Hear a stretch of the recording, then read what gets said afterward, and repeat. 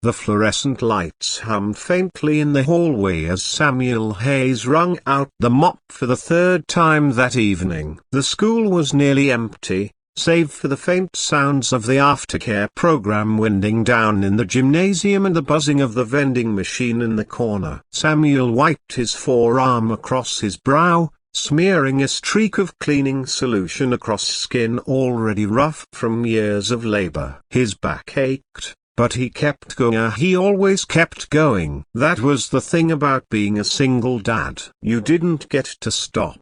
You didn't get to say I'm too tired or I'll deal with it tomorrow. Emily, his 6-year-old daughter, needed stability. She needed him, and no matter how bone deep the exhaustion, no matter how humiliating it sometimes felt to be ignored by the teachers who passed him in the halls, Samuel took pride in knowing he provided.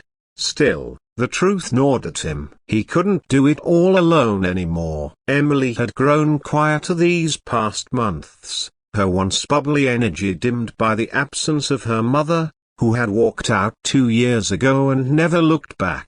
He had tried to fill the void of bedtime stories, pancakes shaped like animals, walks to the park, but between late-night janitorial shifts and morning drop-offs, there were gaps that a child should never have to fall through. That's why he'd posted the ad. A nanny. Someone who could help when he couldn't. Someone who could be there when he was stuck scrubbing graffiti off lockers or pushing a squeaky cart down dim corridors. The problem was, no one came, until tonight. The side door creaked open, and Samuel straightened, half expecting it to be a teacher who'd forgotten something. Instead, a woman stood framed by the fading light of dusk. She was slender but sturdy, her posture betraying a quiet resilience. Strapped across her back and balanced on one shoulder was something Samuel could hardly believe. A crib. A whole wooden crib,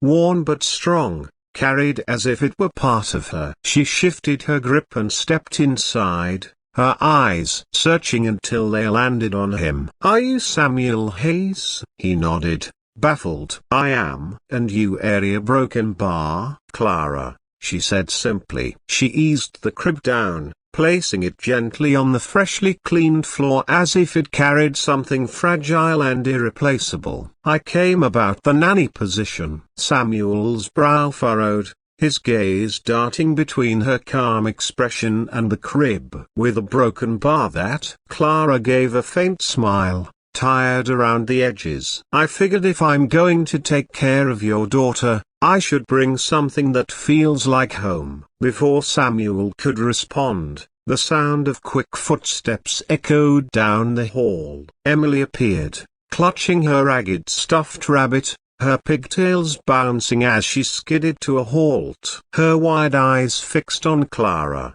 then on the crib, and back again. Clara knelt, leveling her gaze with the child's. "Hello, Emily," she said softly, as though the name were already familiar on her tongue. "Do you like bedtime stories?" Emily hesitated, hugging the rabbit tighter, then gave a small nod. Samuel felt something in his chest loosen. For the first time in months, he wasn't watching someone glance past his daughter with polite indifference. Clara's eyes weren't scanning the clock, weren't distracted, they were entirely on Emily. Samuel cleared his throat, his voice rougher than intended. "We should talk in my office." The office was little more than a broom closet with a desk shoved into the corner, but it was private. Clara followed, leaving the crib in the hallway like an anchor she could return to. Once seated, Samuel studied her. She didn't wear expensive clothes, her jeans were faded, her sweater frayed at the cuffs, but there was a steadiness in her posture that suggested she had weathered storms. "You've read the ad,"